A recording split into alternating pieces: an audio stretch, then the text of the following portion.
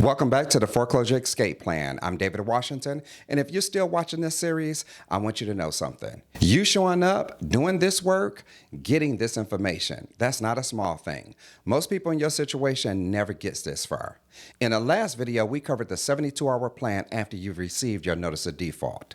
Today, we're going to be talking about the next step, so let's get right into it. Short sale versus foreclosure, the difference that no one tells you. One of these will destroy your credit for 7 years, and the other one is going to be far less. You could be buying a new home again 2 years later, and nobody explains the difference. If you're behind on your mortgage, you're going to hear these two options a lot, short sale and foreclosure. Most people think that they're basically the same, but I can tell you right now, that is the furthest from the truth. Choosing one can cost you years of your life, tens of thousands of dollars, tax consequences, and the ability to buy a home again in the near future. I'm going to break down exactly what each one means, what it does to your credit, and which one might be the right option for you. Two families, same neighborhood, same financial hit.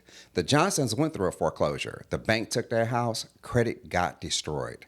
They couldn't buy again for 7 years or more, and they had a deficiency judgment for thousands of dollars. The Garcias, on the other hand, negotiated a short sale, sold their home. Their lender forgave the difference. Credit recovered about 2 years later, got paid at closing, and they are back in their new home within 3 years. Same circumstances, wildly different outcomes. Let's talk about what is foreclosure. That means the lender takes the property through a legal process. You lose control, the bank sets the timeline, you owe a deficiency judgment. Credit impact could be anywhere from 150 points to 250 point drop on your credit report, and it stays on your credit for up to 7 years or more. The waiting period to buy a home again is anywhere from 3 to 7 years, depending upon the loan type. Now, what exactly is a short sale? A short sale is when you sell your home for less than what you owe with the bank's permission. You control the situation. You control your agent. Your deal itself negotiates with all of your lien holders at closing. Your lender forgives the remaining balance. This is also negotiable. The credit impact is a lot less. It's 50 to 130 point drop. You can recover 1 to 2 years later. The waiting period to buy again is as little as 2 years, depending upon what type of loan programs. Here are the hidden factors with the deficiency judgment in a foreclosure. In a foreclosure, the lender can sue you for the difference between what you owe and what the home sold for in some states. In a short sale, you can negotiate a full release of the deficiency before you close the deal. This is the part that nobody talks about, and it can follow you for years. You may be tax liable even if the lender waives the deficiency judgment. In my Mastering the Short Sale Game, Homeowners Edition, I show you exactly the proper way to apply and qualify for a short sale, how to negotiate deficiency judgments from the mortgage company and the IRS, even if the lender do not waive the forgiveness, and much, much more.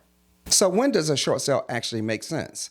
When you have equity or negative equity. When you're in a willing buyer's market and you have time, because short sales definitely take a lot of time.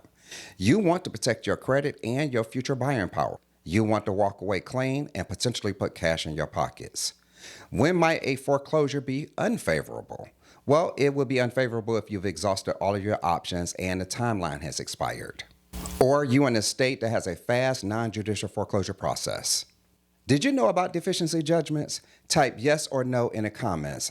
I want to see how many people were even told about this. Here's the reframe. A short sale isn't giving up. It is a strategic decision that you choose to control the outcome instead of letting your bank control it for you.